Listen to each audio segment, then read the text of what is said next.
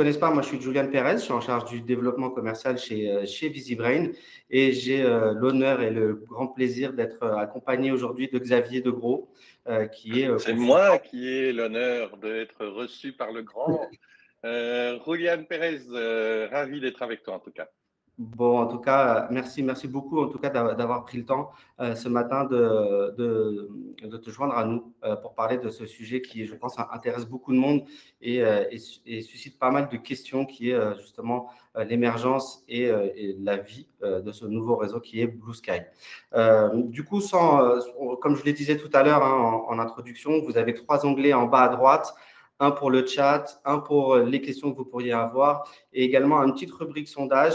Moi, ce que j'aimerais savoir et la question que j'aimerais que vous posez à tous, tout simplement, c'est savoir où vous en êtes vous aujourd'hui sur Blue Sky. Est-ce que vous avez déjà un compte? Est-ce que vous n'avez pas du tout de compte ou c'est quelque chose justement qui est à l'étude et sur lequel justement vous êtes en pleine réflexion et vous souhaitez éventuellement avoir justement notre point de vue là-dessus pour vous décider. Donc, n'hésitez pas à répondre à cette question directement sur le sondage. On prendra un moment à la fin pour en parler. Et puis également, à l'issue de cette présentation, on prendra un moment pour répondre aux questions si on a le temps.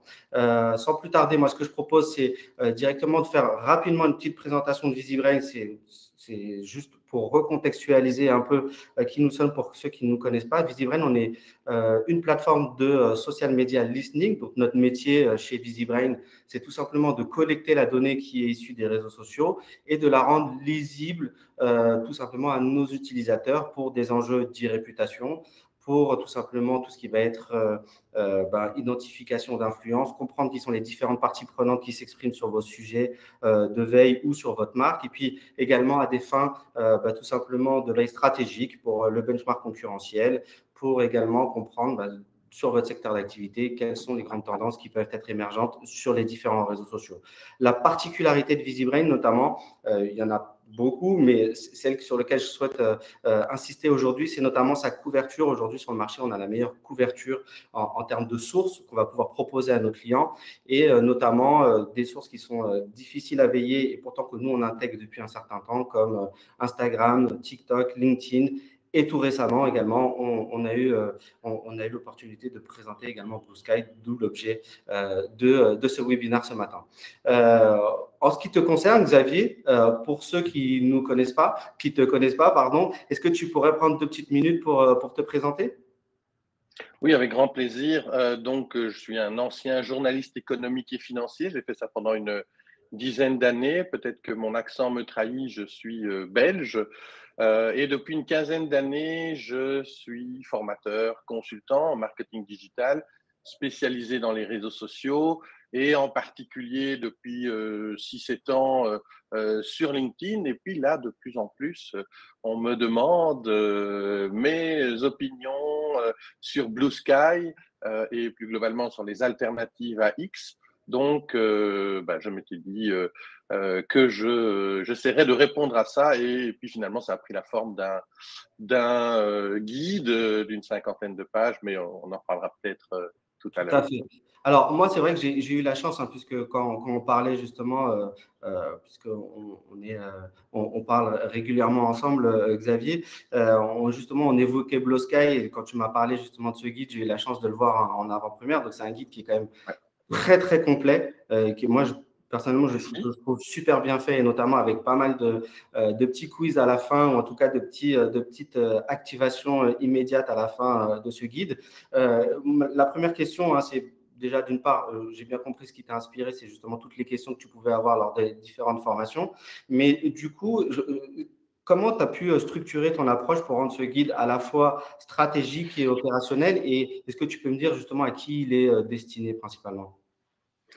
Il est destiné aux décideurs dans les entreprises, aux communicants notamment, mais pas uniquement, les C-level aussi, c'est-à-dire à toutes les personnes qui aujourd'hui se demandent j'y vais ou j'y vais pas sur Blue Sky, en sachant que le contexte peut être parfois compliqué, notamment à cause de X et de la tonalité des conversations qui s'y passent depuis le rachat par Elon Musk. Et j'ai essayé de répondre aux questions qu'on me posait le plus souvent en fin de formation, en fin de mission de consultance, un peu comme je le fais pendant justement ces sessions-là, c'est-à-dire en essayant d'avoir d'abord une vue vraiment globale, bien comprendre les fondamentaux, la philosophie de Blue Sky, puis vraiment l'aspect stratégique, hein, quelles sont les questions à se poser, quelles sont les opportunités, quels sont les risques, quelles cibles potentielles on peut y trouver, etc. Et puis, troisième partie, bah, une fois qu'on a décidé d'y aller, si on décide d'y aller, c'est l'aspect opérationnel. Hein, comment est-ce que on se lance, comment est-ce qu'on passe à l'action, quels sont les formats, comment est-ce qu'on migre depuis X, idéalement aussi, quelles sont les erreurs à éviter quand on se lance. Et effectivement, j'ai voulu qu'il soit du coup très stratégique, mais aussi très opérationnel comme guide. Voilà. En tout cas, en effet, je te confirme, il est très complet et on pourra faire un petit focus dessus justement à la fin, où justement Avec bah, tu plaisir. réserves ce guide à tes abonnés. On pourra refaire un petit focus à la fin dessus. Sans plus attendre, hein, ce qui serait intéressant aussi, c'est d'avoir un petit état des lieux de Blue Sky, revenir un petit peu sur la jeunesse de ce réseau social. Pour ceux qui ne le savent pas, alors Blue Sky, bien évidemment, c'est Jack Dorsey, hein, le fondateur de Twitter, qui a décidé de lancer un peu ce labo et ce projet en 2019 au sein même de Twitter. Donc, du coup, l'idée, c'était d'avoir une alternative, notamment avec un nouveau protocole qui était en réflexion, qui était l'AT protocole. On reviendra dessus un peu plus tard. Une autre date que nous, on a retenue, hein, chez VisiBrain, c'est 2023, c'est l'ouverture du réseau social. Et à l'époque, c'était essentiellement via un système d'invitation. Et puis en 2024, l'ouverture au grand public où tout le monde avait cette possibilité justement de pouvoir ouvrir son compte directement sans invitation cette fois-ci. Ouais, si tu me le permets, Rouliane, je rajouterai une date si tu es OK.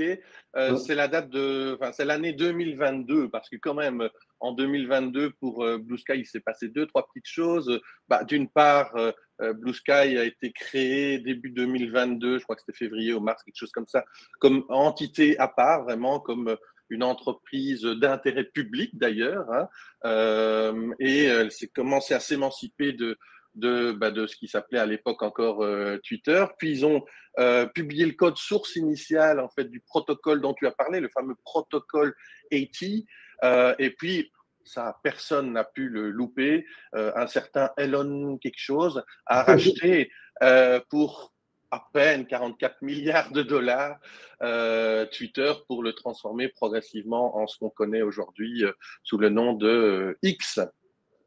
Exactement. Et donc, du coup, bah, par rapport à cette existence et on va dire, quand même la jeunesse de ce réseau social, on peut voir qu'il fait beaucoup parler de lui. Et si on revient un petit peu sur sa construction et sa durée, aujourd'hui, le constat, c'est qu'on a dépassé les 35 millions d'utilisateurs, donc ce qui est quand même pas mal pour un réseau social.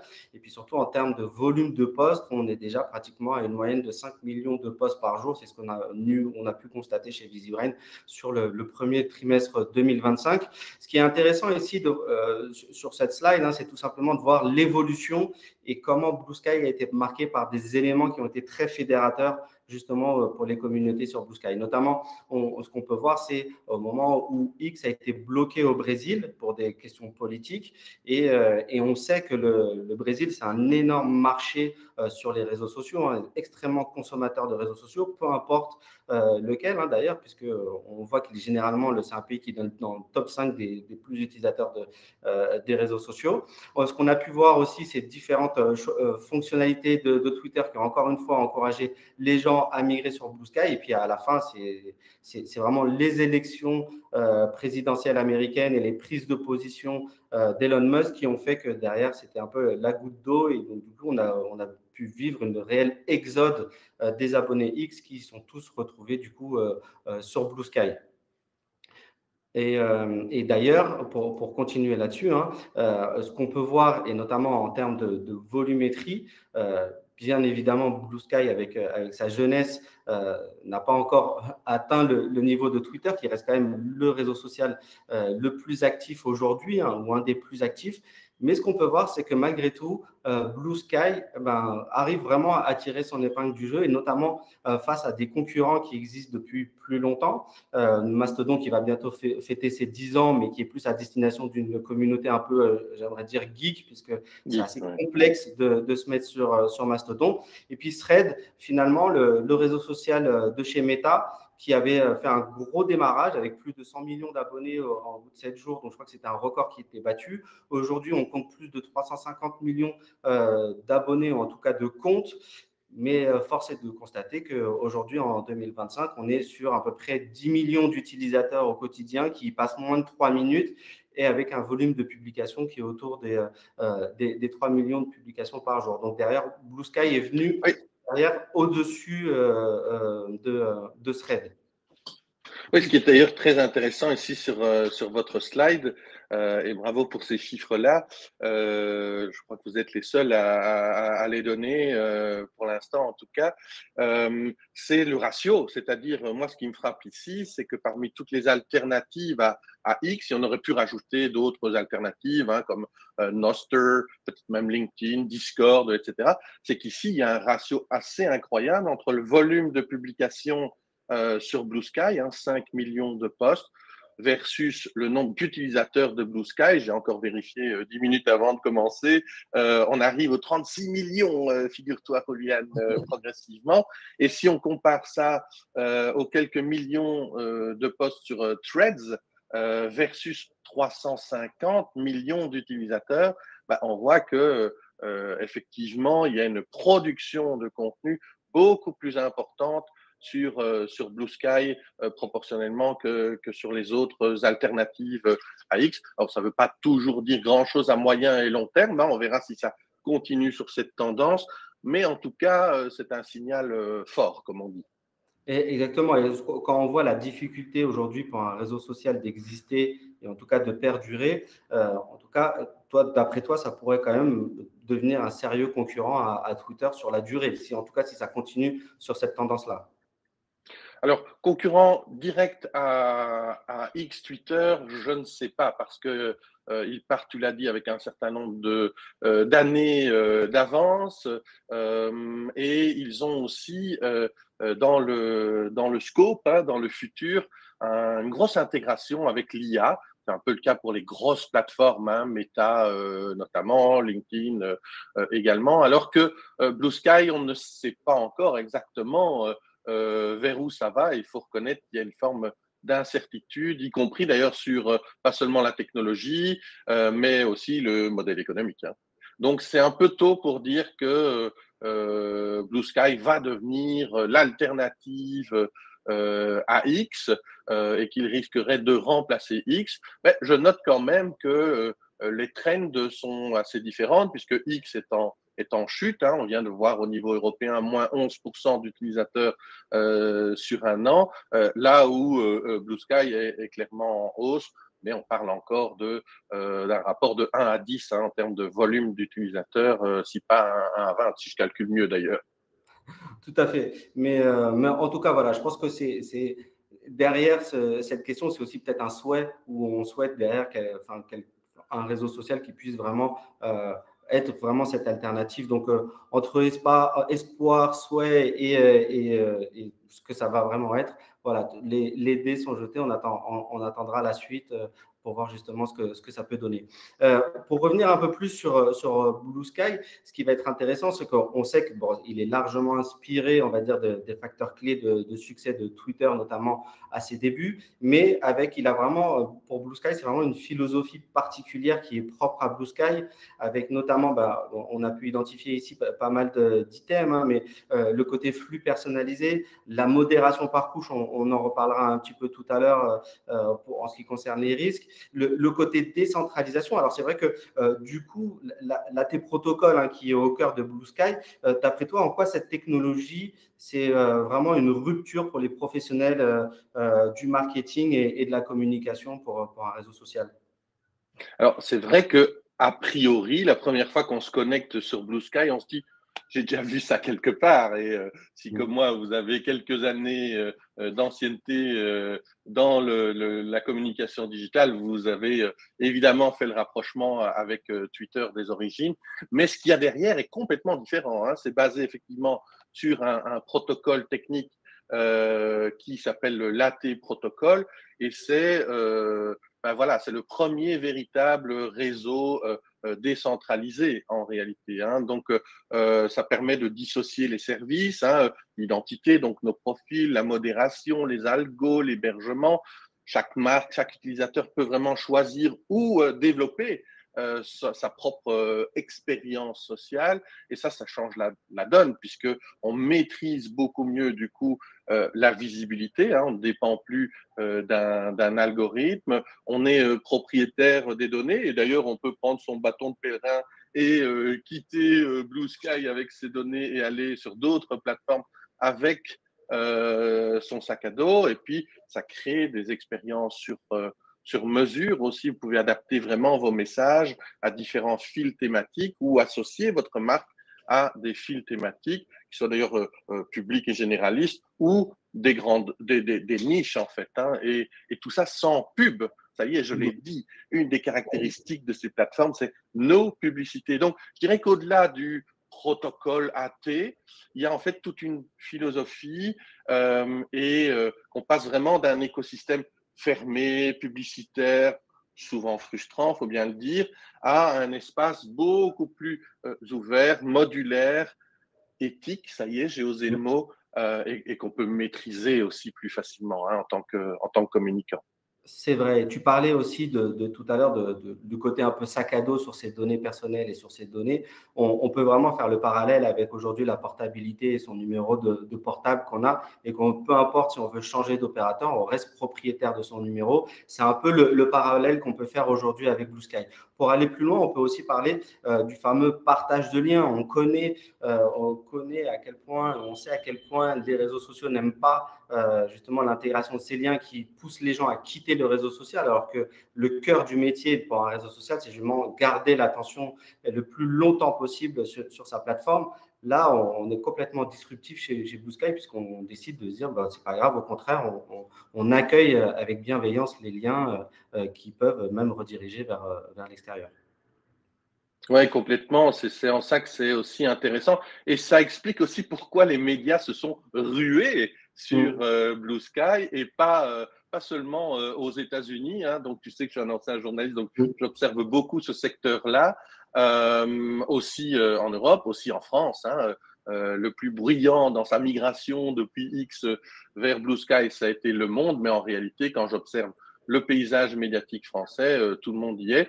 Alors, bien sûr, par opposition à X, c'est pour montrer leur valeur, mais s'ils ont moins communiqué là-dessus, aussi parce que là, les liens externes, effectivement, ne sont pas pénalisés. Donc, Blue Sky est en train de devenir, certes, une toute petite, mais une goutte d'eau plus d'une goutte d'eau plus d'une goutte d'eau, dans un monde où il y a de l'IA et donc où Google pose des problèmes en termes de génération de trafic, dans un monde où les autres réseaux sociaux referment les robinets des liens externes, ben Blue Sky, lui, il ouvre en fait.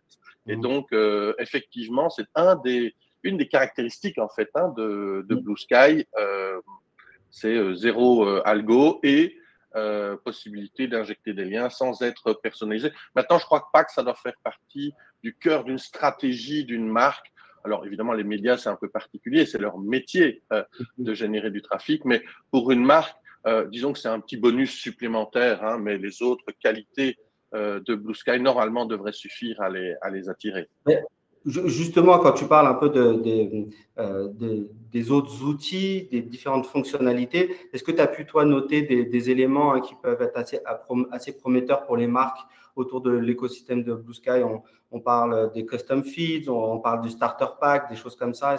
Enfin, je sais que toi, tu en parles dans ton guide. Il y a des choses que tu peux dire là-dessus? Oui, alors, et il faut être modeste. Je n'ai pas tout observé parce que le principe même d'une plateforme open source comme celle-là, c'est que justement des développeurs externes peuvent développer leurs propres outils. Alors, j'en liste un certain nombre, j'en explique un certain nombre dans le guide, mais Et d'autre part, Blue Sky, c'est une boîte tech, hein, donc ça innove tout le temps. Donc il y aura probablement dans les jours, dans les semaines qui arrivent des nouveautés. On est encore au tout début de la plateforme. Mais dans les deux, si je devais citer deux outils internes à Blue Sky qui me semblent vraiment intéressants pour l'instant, bah, tu les as cités, c'est les flux personnalisés, hein, les fameux custom feeds. Ça permet à n'importe qui, y compris une marque, en fait, de créer son propre fil algorithmique et soit à se contenter de ses propres publications, soit à être beaucoup plus intelligente que ça et à intégrer ces publications finalement dans un fil basé sur une curation, donc sur une veille, sur une sélection d'éléments de veille, et donc qui vont permettre de glisser la marque finalement dans un topic un peu plus large que simplement les produits ou les services de cette marque. Et puis le deuxième outil interne qui me semble vraiment sous-exploité par les marques pour l'instant, c'est les starter packs. Donc c'est quoi? C'est en fait, c'est tout simple, hein, ça porte un nom un peu compliqué, mais c'est une collection en fait de comptes qu'on peut lister et proposer en particulier aux personnes qui débarquent sur Blue Sky. Et ça, pour une marque, ça peut vouloir dire agréger les comptes de ses collaborateurs, de ses ambassadeurs, de ses partenaires, de ses clients et proposer finalement un accueil aussi sur Blue Sky, un onboarding en quelque sorte, plus efficace, plus propre, et c'est déjà donner de la valeur ajoutée à ces cibles avant même d'espérer qu'elles voient vos posts et qu'elles interagissent avec vos posts, parce que je partage ce qui est dit aussi dans le chat en même temps. Effectivement, il y a un volume de posts, mais les taux d'engagement ne sont pas toujours élevés. Tout à fait. Et d'ailleurs, pour revenir aussi plus en détail sur qui sont justement les différentes communautés qui sont déjà présentes, parce que je voyais également sur le chat où ça commence à soulever des questions. Ce qu'on a pu nous constater chez VisiBrain, c'est les différentes communautés qu'on peut retrouver sur Blue Sky. Pour certains, forcément, côté médiatique, Le Monde avait annoncé en grande pompe justement son départ de X pour rejoindre et inviter ses abonnés à rejoindre Blue Sky. Côté institution publique, on retrouve la même chose avec la mairie de Paris qui a eu à peu près le même discours. Le côté vraiment militant, collectif d'activistes, c'est aussi assez récurrent et c'est bénéfique pour des associations, également pour les politiques qui n'hésitent pas justement à avoir cette proximité avec cette nouvelle audience sur Blue Sky. Et puis également, un élément qui me semblait assez intéressant, c'est qu'aujourd'hui, c'est sur Blue Sky où on va retrouver la plus grande communauté de scientifiques. Toi, de ton côté, au cours de tes recherches, est-ce que tu as réussi à faire un espèce de profil type d'utilisateur sur Blue Sky ou c'est encore un peu tôt? Alors, c'est un peu tôt. Je n'ai pas trouvé non plus d'études sociodémographiques sur les utilisateurs. Donc, je me base plus sur ce que j'ai observé. Hein. Donc, je me suis inscrit dès que c'était possible sur Blue Sky. Je faisais partie des premiers à envoyer des invites, d'ailleurs, quand c'était encore en mode bêta. Donc, j'observe depuis un certain temps. Je dirais que en termes de genre, en termes de pyramide d'âge, c'est trop tôt pour encore définir l'audience. Mais par contre, ce qu'on observe, c'est évidemment une espèce de fil rouge entre tous ces profils et qui est un fil rouge vraiment centré sur les valeurs, si j'ose dire. Et même peut-être par opposition à. Hein, donc, on l'a vu d'ailleurs dans un des graphiques que tu as montré, il y a des pics d'arrivée d'utilisateurs et en fait, ça correspond à chaque fois que Musk a lâché une connerie ou que Trump a été élu ou lâche encore un truc. Bref, à chaque fois qu'il y a ce que j'appelle une mascarade ou une tromperie, pour le bête jeu de mots. Et donc, au niveau des valeurs, quand même, on voit, oui, c'est des gens qui cherchent une certaine autonomie, à reprendre le contrôle, à être dans la transparence aussi avec ce réseau social et donc dans la confiance, hein, parce qu'on sait que c'est lié, qui cherchent plutôt des qualités d'échange, même s'ils sont encore un peu frustrés aujourd'hui, mais en tout cas, sont pas dans un environnement qui leur paraît toxique et ils cherchent plutôt une forme de sincérité, des échanges de fonds. C'est aussi des gens qui ont en général une assez bonne connaissance technique, même s'il ne faut pas, la preuve, j'y suis, avoir un master en développement pour y être et y être quasiment tous les jours, mais il faut reconnaître ce qui est, c'est un peu perturbant d'être sur un réseau décentralisé. Et puis, je dirais, c'est aussi des personnes qui testent, qui tentent, qui cherchent l'innovation, qui cherchent à expérimenter, en fait. Et c'est aussi en ça que c'est un peu trop tôt pour dire est-ce que de manière pérenne, cette audience va rester scotchée à X et est-ce qu'elle va en attirer d'autres, ou est-ce que aujourd'hui on est plus dans l'opposition à X. Donc il faut être très très modeste par rapport à des analyses qui iraient dans le sens de celle alternative absolue. C'est encore un peu tôt pour le dire, et puis ça n'empêche pas d'observer ce qui s'y passe, sans nécessairement développer toute une stratégie tout de suite sur Blue Sky. Mais en tout cas, voilà, je pense que pour revenir à ta question, il y a une forme de cohérence dans l'audience qui est double, hein, c'est-à-dire qu'il y a des valeurs transversales, et puis comme ton slide le montre très bien, d'ailleurs si tu veux bien je vais le piquer pour une de mes formations, on a vraiment des communautés, et tu parlais des scientifiques, c'est une communauté que je suis d'assez près. Eh bien là il y a des études qui montrent qu'à peu près 50% des scientifiques qui étaient très présents et très actifs, on ne le disait pas souvent, mais sur Twitter, ont en fait migré, et parmi les outils qu'ils privilégient, vraiment, Blue Sky sort du lot. Oui, et tu parlais tout à l'heure d'observation. Ce qu'on observe aussi, et notamment sur ce slide, c'est qu'il y a un grand absent, ce sont les marques au final. Finalement, on attend toujours l'émergence des marques aujourd'hui sur Blue Sky. Oui, on peut nuancer un petit peu.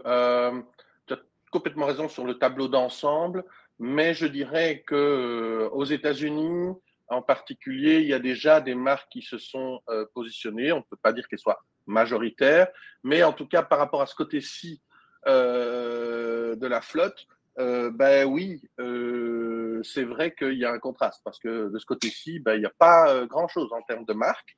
Et ça m'a d'ailleurs frappé parce qu'à un moment, je me disais, mais c'est pas possible, je dois montrer des exemples un peu plus. Et je cherchais, et malheureusement, il y a peu de marques qui sont. Alors, il y a évidemment toutes les marques médias, on en a parlé tout à l'heure, et moi j'adore, donc n'hésitez pas à suivre Bloomberg, le Washington Post.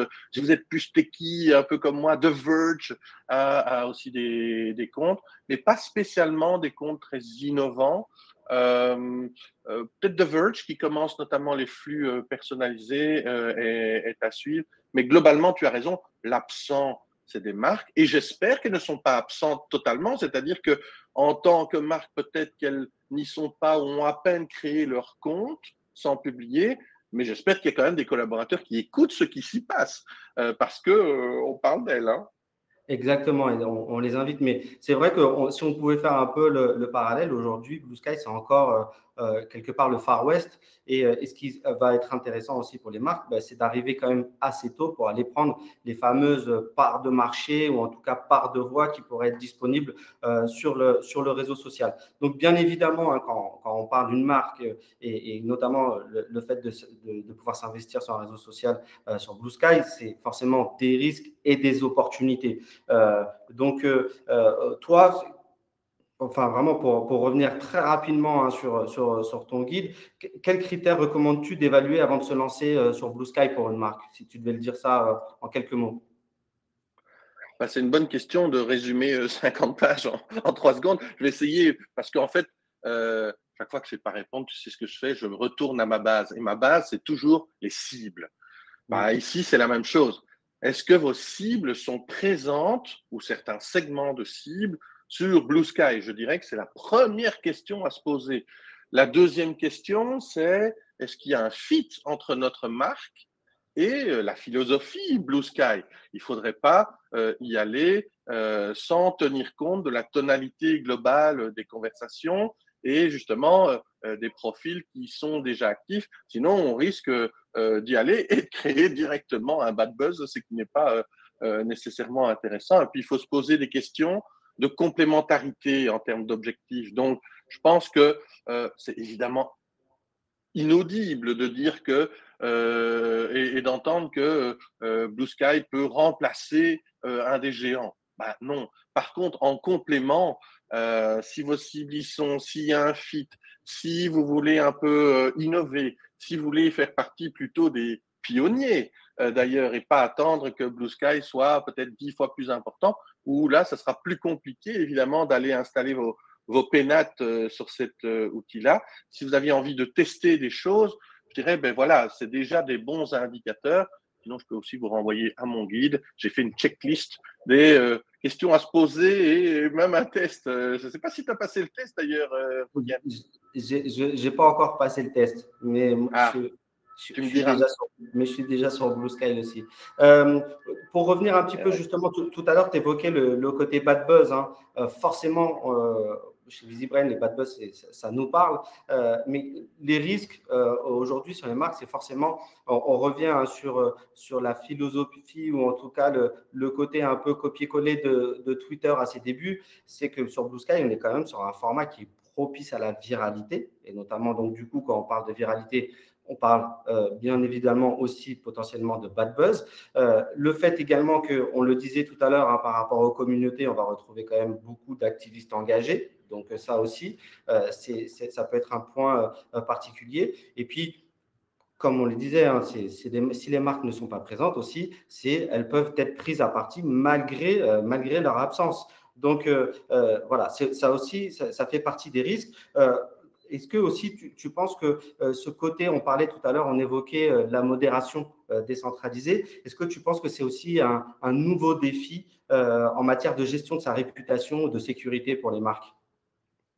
Ben, complètement, parce que ce n'est pas le même type de modération. C'est-à-dire que oui, vous pouvez vous contenter de la modération par défaut, mais vous pouvez aussi la personnaliser par couche en quelque sorte. Hein. Donc, c'est ben voilà, travailler finalement la visibilité ou l'invisibilité des critiques potentielles. Il n'y a pas de modération centrale, il n'y a pas de suppression rapide d'un contenu. Faut être prêt à dialoguer, à répondre, à assumer une communication un peu plus ouvertes et aussi à aller faire un tour. N'hésitez surtout pas à aller faire un tour dans les paramètres de modération. Il y a un ami à qui je montrais le guide aussi en primeur, à qui pour qui l'élément sécurité était très important. Et donc, je lui ai montré dans la plateforme même les paramètres de modération. Il est tombé de sa chaise en disant waouh, j'ai jamais vu autant de paramètres de modération, c'est hyper personnalisable.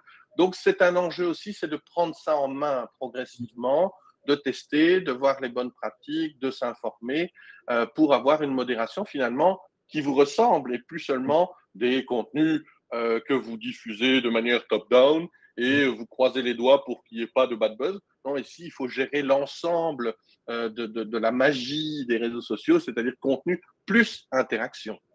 Exactement. Et d'ailleurs, enfin, pour revenir sur une citation que je vole à Jeff Bezos, ce qui est intéressant aussi, parce qu'on parlait, hein, le dernier point, c'était un peu de dire que les marques sont prises à partie même si elles ne sont pas présentes. La citation de Jeff Bezos, on la connaît tous sur les réputations. Hein. Les réputations, c'est ce qu'on dit de votre marque quand vous n'êtes pas dans la pièce. Même oui. Une des particularités de VisiBrain, c'est malgré tout hein, de pouvoir être quand même présent dans la pièce, puisque je rappelle, sur VisiBrain, vous n'avez pas besoin d'avoir un compte sur Blue Sky pour le veiller. Et d'ailleurs, ce qu'on peut voir également, c'est le volume quand même de publications qu'il peut y avoir autour des marques. Quand on voit McDonald's, Samsung, la SNCF ou même Carrefour, on est notamment pour McDonald's autour de 30 000 posts en 30 jours, hein, qui reste quand même pas très loin d'Emmanuel Macron en termes d'irréputation et en tout cas en termes de publication. Donc, c'est quand même assez conséquent et c'est bien quand même d'avoir un petit peu un œil dessus et de pouvoir suivre quand même ce qui se dit malgré tout, même si on n'a pas encore envie de sauter le pas. C'est important de pouvoir comprendre la tonalité des messages et ce qui peut être dit notamment sur sa marque. Et d'ailleurs, tu peux rebondir si tu veux bien 2 secondes. Je vois que Louis, dans le chat, nous dit la modération étant propre à l'utilisateur, est-ce qu'il n'y a pas un risque de passer à côté d'un sujet concernant? Complètement, Louis. Et donc, ça implique effectivement de bien paramétrer sa veille autour de sa marque et peut-être voire un peu plus large aussi, effectivement.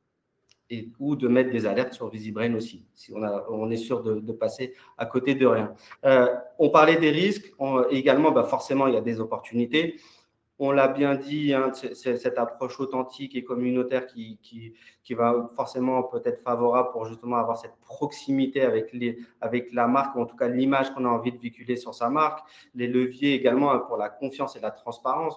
Forcément, c'est pour encourager les gens à parler plus en détail justement de ces stratégies. On peut parler de RSE notamment, qui pourrait être très favorable et avoir un bon écho sur Blue Sky. Et puis, le côté aussi pas de publicité, c'est un point qu'on a déjà évoqué. Aujourd'hui, il n'y a pas de publicité en native. Et donc, du coup, ça encourage forcément, peut-être que ça va demander plus de ressources, mais ça encourage les marques à avoir un ton différent et à aller un peu plus loin dans sa communication sur Blue Sky.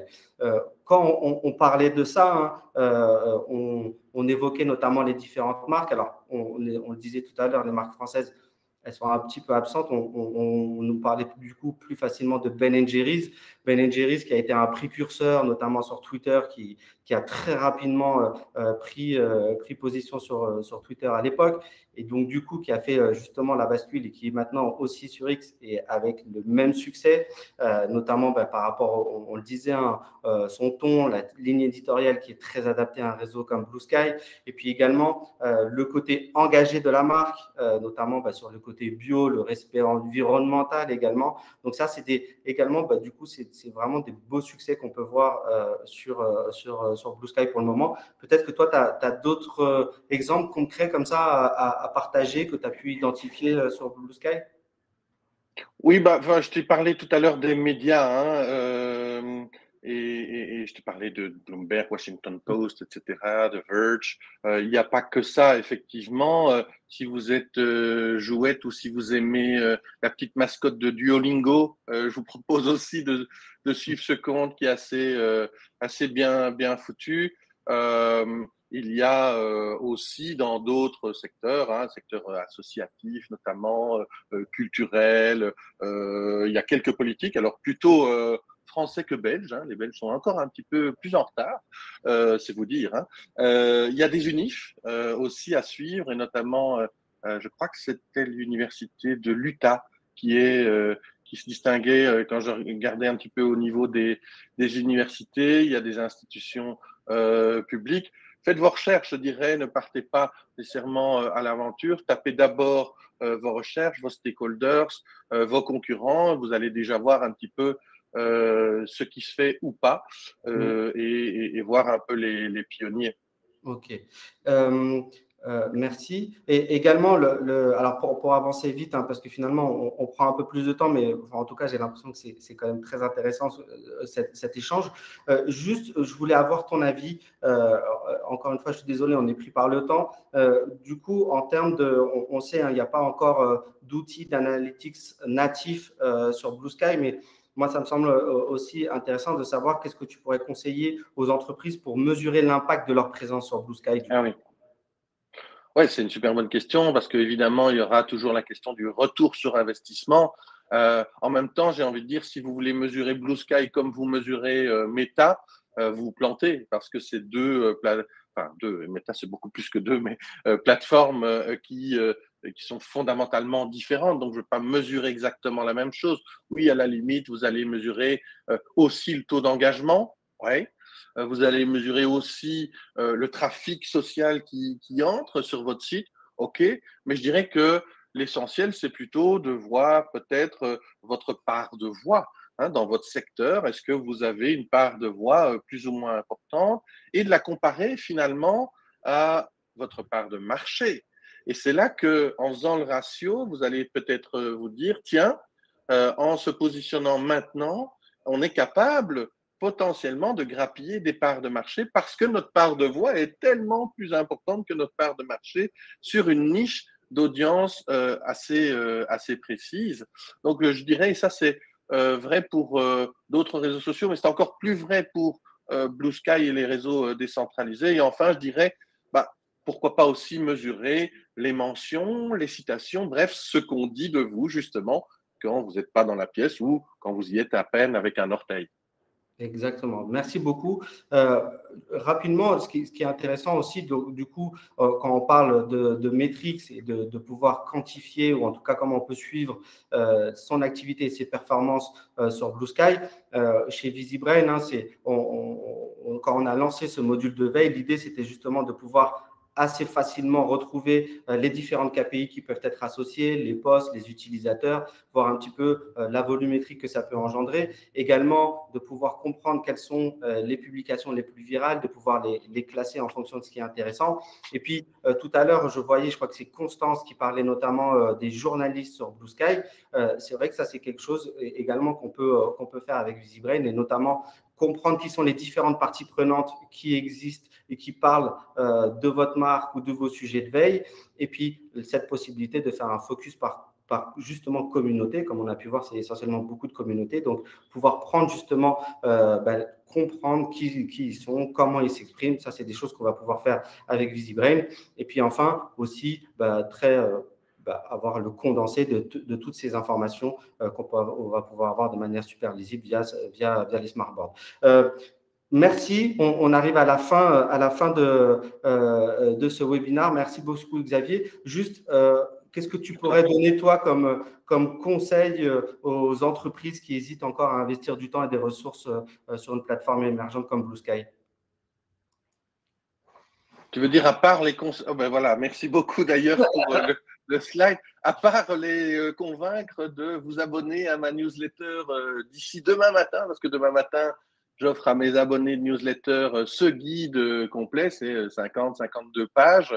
À part ce conseil-là, moi, je leur dirais que je comprends leurs questions, elles sont légitimes, et que plutôt que de les garder en tête, ça vaut le coup de vérifier s'il y a un match possible avec vos cibles, avec votre marque, voir ce qui se dit aussi. Donc, plutôt faire une veille très active, proactive.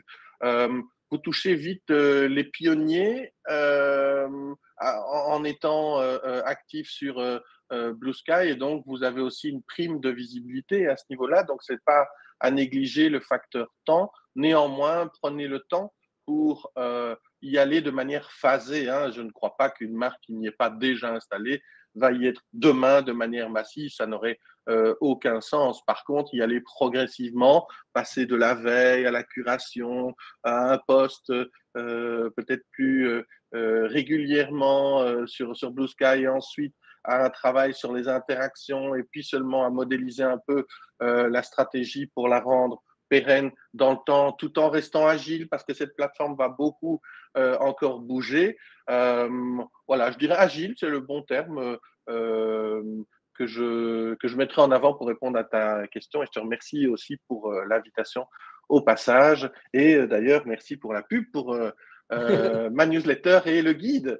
Avec grand plaisir. J'en profite pour faire un peu de la pub VisiBrain aussi, puisque pour ceux qui souhaitent aller un peu plus loin dans les aspects techniques de la plateforme, et justement pour voir comment on peut aller spécifiquement maîtriser la veille sur Blue Sky avec VisiBrain, on a justement deux account managers qui sont Rebecca et Inès qui reviendront dessus et qui mettront en avant justement l'outil pour montrer spécifiquement comment on peut veiller Blue Sky avec du VisiBrain. Merci encore ton temps pour aujourd'hui. Je te propose de regarder vite fait les questions. Est-ce qu'il y a une question en particulier? N'hésite pas à en relayer, je n'ai pas tout vu, donc n'hésite pas à en relayer. Je ne vois pas de publicité pour le moment. Le risque c'est qu'il change après comme Biril. Encore une fois, on est dans des certitudes. Biril, c'est un cas très particulier. Hein. Donc, effectivement, ils avaient dit pas de pub, et finalement, il y a encore de la pub. Entre-temps, il s'est quand même passé un petit truc, c'est que la santé économique de l'entreprise était vraiment mise à mal. Et donc, il y a eu une reprise, hein, et notamment par un groupe qui était clair dans ses intentions de reprise immédiatement. Ici, c'est dans l'ADN même de Blue Sky, qu'il n'y a pas de pub, et toutes les pistes qui sont évoquées par Jay Graber, c'est une femme qui dirige Blue Sky. On n'a pas dit, mais ça vaut le coup aussi de le dire. Ça fait du bien d'enfin avoir un peu moins de testostérone à la manœuvre. Eh bien, chaque fois que elle prend la parole, chaque fois que elle évoque le futur, il n'y a jamais de pub dedans. Il y a plein d'autres possibilités de monétisation pour la plateforme, mais je rappelle que c'est une société non commerciale, c'est une société d'intérêt commun. Et donc, je pense que ça en dit déjà long sur le futur de cette plateforme. Elle veut aussi montrer l'exemple et évidemment en profiter pour tacler un certain Marc Z ou un certain Elon M. Elon M. Je vois une question également assez intéressante d'Élodie Jonot. Merci pour cette question. J'ai vu récemment une alerte dans Blue Sky, un pop-up qui faisait allusion à des certifications avec coche bleue. Sont-elles déjà en place? Comment se mettent-elles en place? En effet, elles sont en place et ça vient un peu… Alors, pour l'instant, on ne peut pas revendiquer cette coche bleue. Donc, pour l'instant, c'est uniquement à la discrétion de Blue Sky qui décide qui mérite, entre guillemets, ou qui doit être certifié de cette manière-là. Donc, il n'y a pas, pour l'instant, de validation de compte ou de certification de compte de manière sollicitée par les utilisateurs. Donc, il faut attendre un peu. C'est une des pistes notamment, qui permettrait, au-delà du petit badge, qui est toujours un petit peu sujet à interprétation, qui serait associé à des fonctionnalités supplémentaires pour des comptes premium, et notamment de personnalisation de votre profil. Merci beaucoup. Je terminerai juste sur une question d'Amandine Herbeau. En effet, on pourra partager cette présentation à l'issue du webinaire sans aucun problème. Pour les autres, il y aura également le replay qui va être envoyé automatiquement. Merci beaucoup, Xavier. On a dépassé le temps, mais voilà, on a été pris par une conversation passionnante. Merci encore pour ta participation aujourd'hui. Merci à tous pour votre présence. J'espère que ça vous aura intéressé, que ça vous aura plu et que vous en sortez avec un peu plus de connaissances sur Blue Sky. Merci à tous et puis bon appétit pour ceux qui Merci à tous et peut-être à bientôt sur Blue Sky. Et oui, à bientôt sur Blue Sky. Merci encore, Xavier. À très bientôt. Merci. Salut, bonne journée tout le monde. Bonne journée. Au revoir.